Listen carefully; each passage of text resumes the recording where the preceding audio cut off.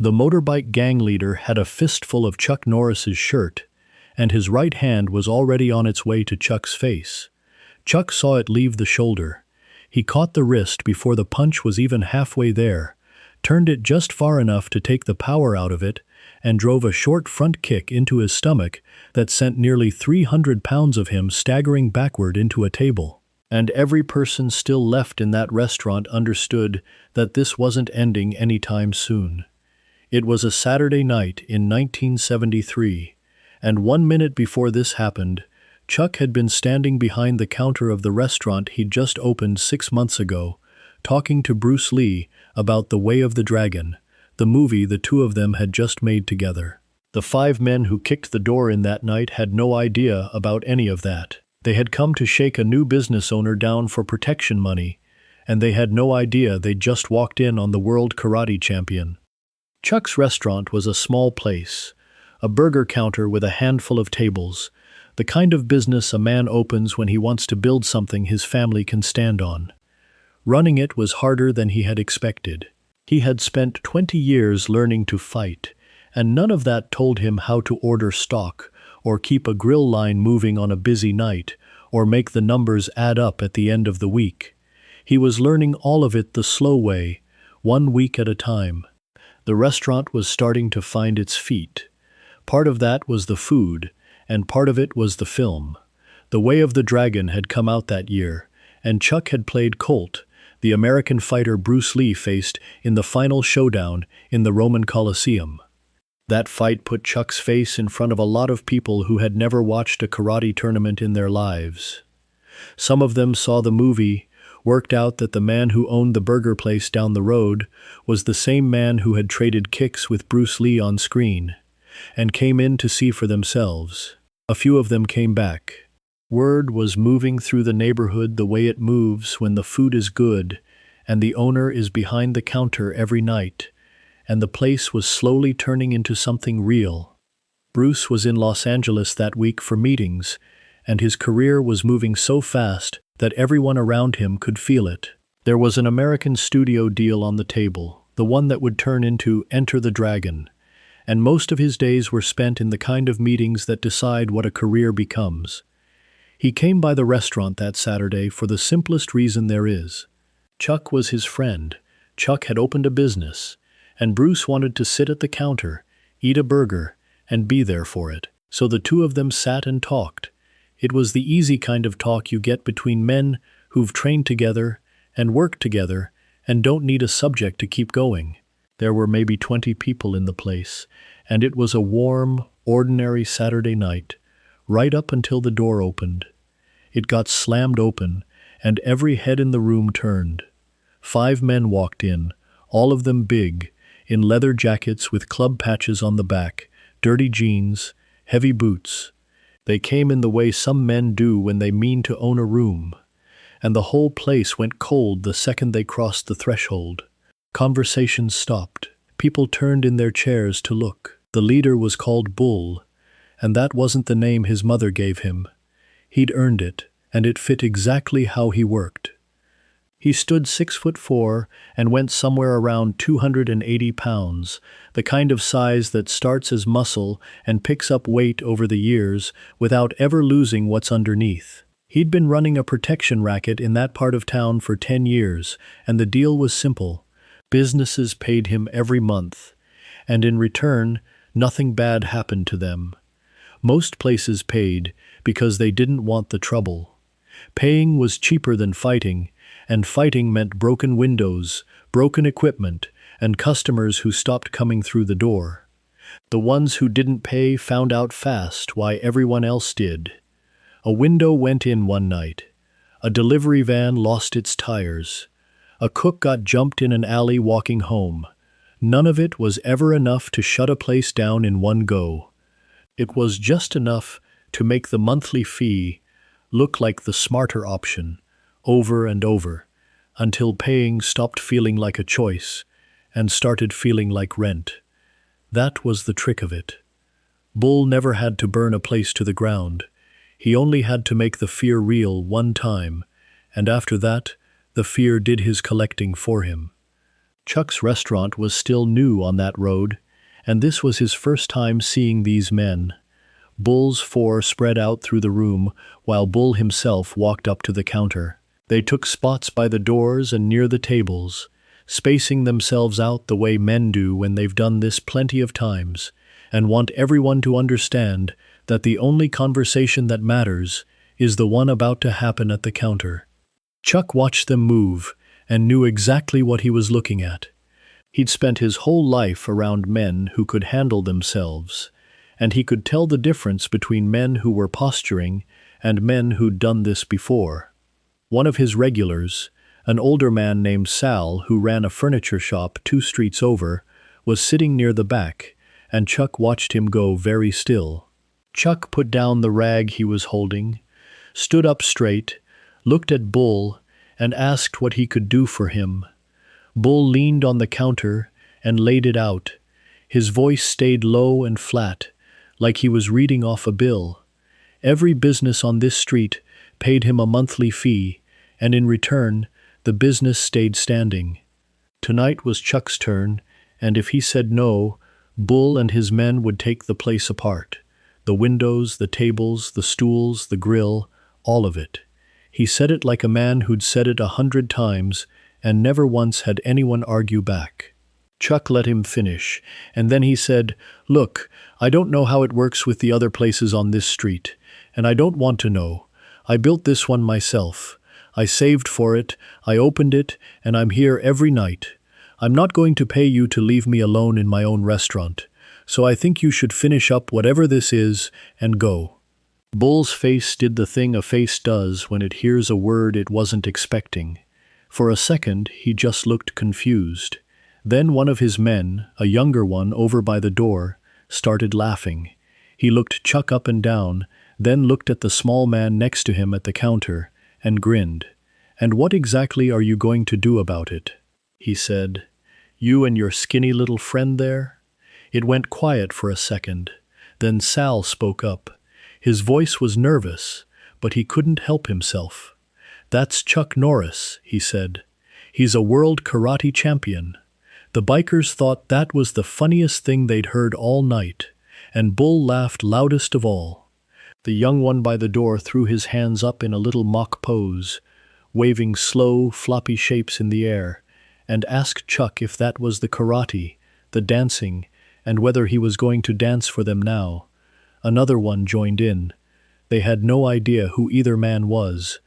To them, this was just a burger cook with a story and a small, quiet Chinese man eating a sandwich, and there was nothing in the room worth being afraid of. That was the whole problem. They were completely sure of themselves, and being sure was the exact thing that was about to get corrected. Then Bull was done waiting. He told his men to start, and he turned back to Chuck and put a clock on it. Every second he didn't get his money, he said, something in the restaurant was going to get broken, and it would keep getting broken until Chuck understood how this worked. One of the bikers swept his arm down the counter and sent a row of glasses smashing to the floor. Another put his boot through the seat of a chair. Customers started getting up and heading fast for the door, and Chuck didn't blame them. This was the part Bull's whole operation ran on. This exact moment where everyone decides they'd rather be anywhere else than here. It had worked for 10 years. Chuck came around the counter, slow. He stood in the open floor of his own restaurant and told Bull, plainly, to get his men out. He said he didn't want any trouble. Bruce set down what was left of his food and stood up, stepping in beside him, right at his shoulder, and looked at the 5 men with nothing on his face at all. "You should listen to him," Bruce said. That was it. The bikers laughed again. And Bull, who didn't care for being told to leave his own shakedown, reached out, grabbed a fistful of Chuck's shirt, and cocked his right hand back to hit him. Chuck was already reading it. He was watching the shoulder, not the hand, because the shoulder always moves first, half a second before the fist gets there. It's the same read he'd spent years teaching young fighters. He caught Bull's wrist, turned it, took the steam out of the punch, and drove a front kick into his midsection that folded him back into the table behind him. and then it was on. Most people get one thing wrong about a fight like this. They think it comes down to size, and it doesn't. It comes down to distance. Every fighter, whether he's ever thought about it or not, has a range where his tools work and a range where they don't. Bull and his men were brawlers, and they needed to be close, chest to chest, where all that size and weight could do the work for them. Chuck had spent 20 years learning to own the half-step of space just outside that range, the exact distance where a fast foot or a fast hand can reach a man before he can get hold of anything. That was the game Chuck was going to play all night, and nobody in the room understood it. He was going to keep the fight in the one spot where 280-pound men couldn't compete. Bull came off that table roaring, embarrassed and furious, and threw a wide overhand right with everything he had behind it. Big punch, no setup, pure momentum. Chuck slipped outside it and let all that weight sail past where he'd been standing, and as it went by, he drove a side kick into the outside of Bull's thigh. It wasn't the hardest kick he owned. It was a measuring kick, the kind you throw to tell a man he can be reached whenever the reaching needs doing. Bull's leg buckled, he stumbled a step, and he wasn't laughing anymore. The other four came all at once. 2 peeled off toward Bruce at the counter, and 2 came at Chuck. It wasn't a bad plan. Split the numbers, come from more than one angle, and let the size do the rest. So now the fight ran on 2 fronts at the same time, side by side, and for a few seconds that little restaurant was full of moving bodies. Bruce's side was over almost before it looked like it had started. The first biker swung a heavy, looping punch at his head. Bruce moved maybe 3 inches. The punch found nothing but air, and while the man was still following through, Bruce's hand came up and touched his throat with exactly as much force as the job needed. The biker's hands flew to his neck, and his body forgot all about fighting, because now the only thing it wanted was to breathe. Everything Bruce did looked small. No wind-up, no wasted motion, just a man who was never quite where the punch landed, and always right where he needed to be to answer it. People who watched him would say afterward it didn't look like fighting at all. It looked like the bikers kept swinging at a spot he'd already left. On Chuck's side, one of the 2 came in swinging a chair. Chuck stepped inside the arc of it so the heavy end passed behind his back, with all its force going nowhere, and he put a reverse punch into the man's ribs, that right hand turning over at the end, the way he'd thrown it 10,000 times in competition. The chair dropped. He followed with a short elbow, and the biker went down and stayed down. The second man had a fraction of a second to think better of it, and didn't use it. He rushed in low, and Chuck caught his lead knee with a side kick. The leg gave out. The man went to the floor holding it, and he was finished for the night. The one with the ribs was trying to get back up, one hand flat on the floor and the other pressed to his side, working out whether standing was worth what it was going to cost him. Chuck watched him do it and didn't move in to finish him because there was no need. That was the whole point of the punch to the body. A shot to the ribs doesn't end a man the second it lands. It ends him a few seconds later, when he goes to pull in a full breath and finds out he can't. The biker got one knee under himself, felt what his ribs had to say about that, and stayed where he was. Chuck had already turned to find the next man before he gave up. Bull had pulled himself together by now, and he came again. He'd felt that first kick land on his thigh. He'd felt the second one coming, and somewhere in the back of his head, the message was starting to land that the striking wasn't going his way. So he did what big men always try when the striking isn't working. He went to close the distance, get his arms around the smaller man, and drag him to the floor where his weight would settle the whole thing. On the ground, 280 pounds ends just about any fight that's ever happened, and Bull had ended plenty of them exactly that way. He lunged in with both arms wide. Chuck didn't back up, which is the one thing that lunge is built to beat. He stepped in and off to the side, and Bull's arms closed on empty air where Chuck had been a heartbeat before.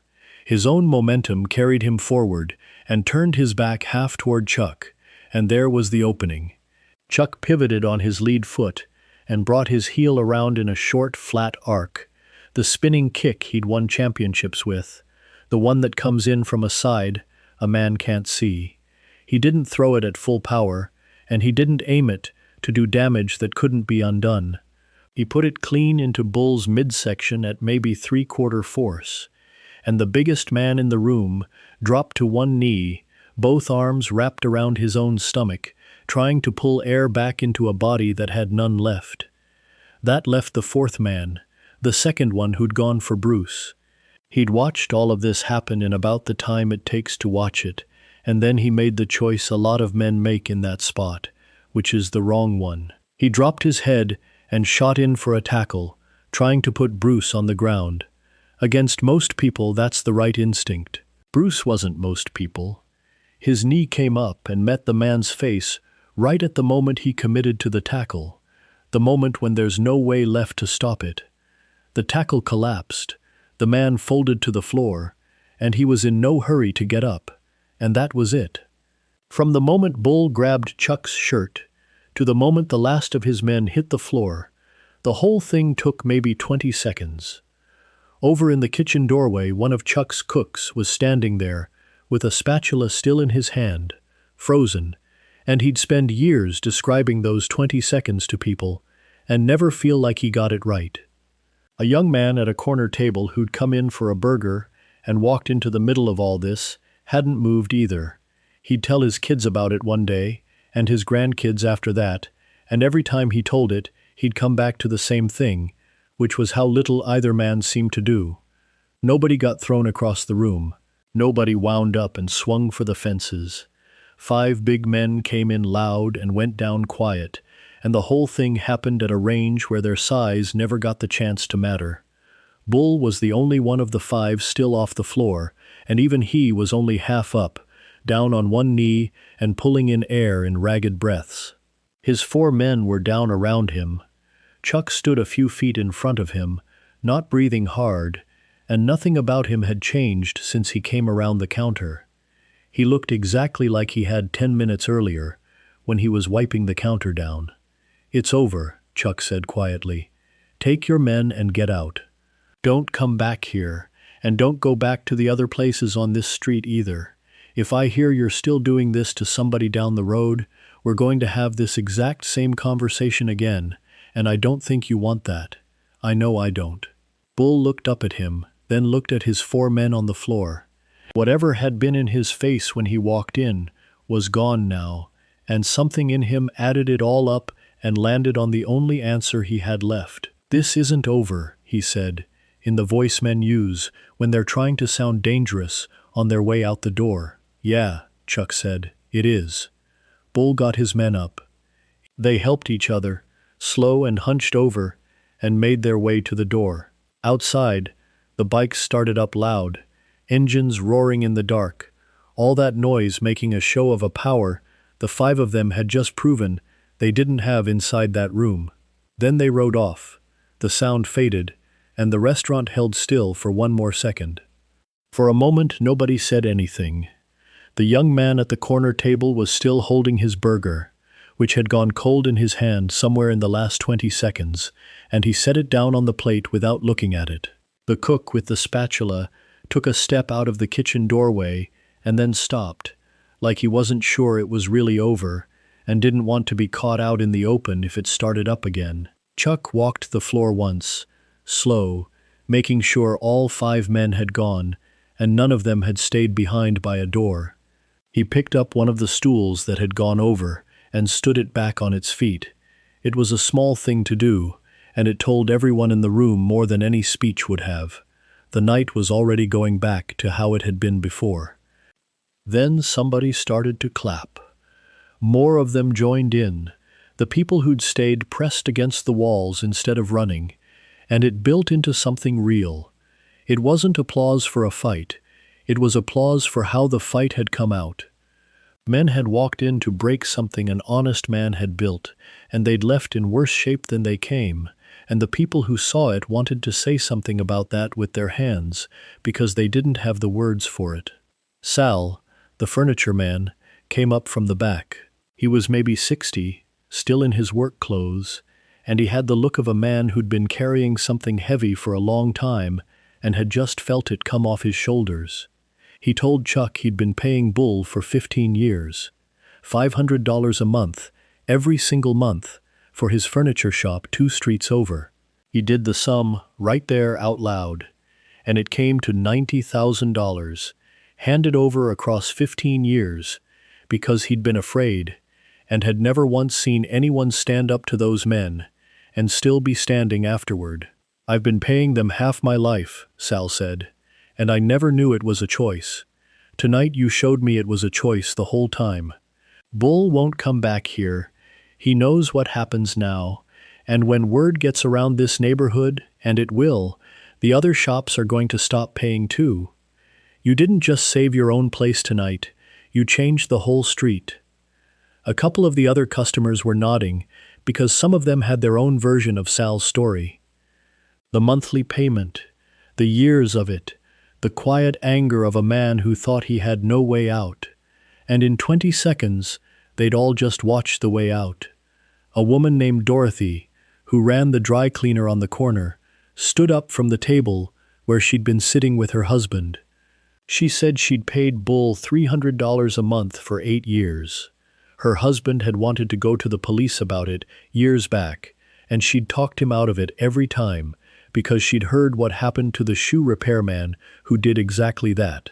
His shop burned in the night, everyone on the street knew who lit it, and nobody could prove a thing. So Dorothy kept paying, and kept quiet, and hated herself a little more each month for it. She told Chuck that watching those men leave on their knees was the first full breath she'd taken in 8 years. Chuck listened to her the way he'd listened to Sal, without saying much, because there wasn't much to say that would land better than what had already happened on the floor of his restaurant. He understood something now that he hadn't an hour earlier. He'd thought this was about his restaurant, his payment, and his decision not to make it. He saw now that it had never been only that. Every person in the room who'd been paying was watching him to see whether the thing they'd accepted as permanent could be undone. It could. He'd just shown them it could, and there was no taking that back. Later, after the floor was swept and the broken chairs were stacked by the door, Chuck was wiping down the counter again, and he looked over at his friend. "You didn't have to jump into that," he said. "You've got a movie about to come out. You've got a lot to lose. That was my fight." Bruce thought about it for a second. "People are going to watch that film," he said, "and they're going to decide I'm the fighter because of what's on the screen. But that was your restaurant and your fight, and I was just glad I happened to be sitting at the right counter tonight. That's what friends are for. There's nothing more to it than that." Word moved through the neighborhood the next day, exactly like Sal said it would. The story traveled through the martial arts world, through everyone who'd been in the restaurant that night, and through everyone they told. The details grew in the telling, the way they always do. 5 bikers became more. 20 seconds became an instant. But the core of it held, because the people who were actually there all said the same thing. 2 men handled 5. It was over almost before it began, and neither of them had a mark on him at the end. Bull didn't come back. His men had been hurt, and worse than that, his reputation had taken the kind of damage it doesn't come back from. A protection racket runs on fear, and fear has to be fed. What happened in that restaurant was the opposite of feeding it. Within a few months, he'd moved on to other parts of town and other targets, people who didn't have the specific bad luck of being friends with a world champion. His operation on that street fell apart without him. The businesses that had paid for years found out that all those years of paying had been optional the whole time, and once one of them stopped, the rest followed. Chuck's restaurant did well after that. It took a while, and that April night gave it a real push. People came from outside the neighborhood on purpose, because they'd heard the story and wanted to eat at the place where Chuck Norris and Bruce Lee had put 5 bikers on the floor on a Saturday night. There were no cameras that night, no choreography, no second take. Just 2 men and 5 bikers in a burger joint in Torrance. And that made the place something more than a restaurant. Chuck built what he'd set out to build, something solid, something that provided for his family, something that was his. Sal became a regular in a way he hadn't been before. He came in most weeks, sometimes with his wife, sometimes on his own, and he always sat at the same table near the back where he'd been the night it happened. He never made much of it.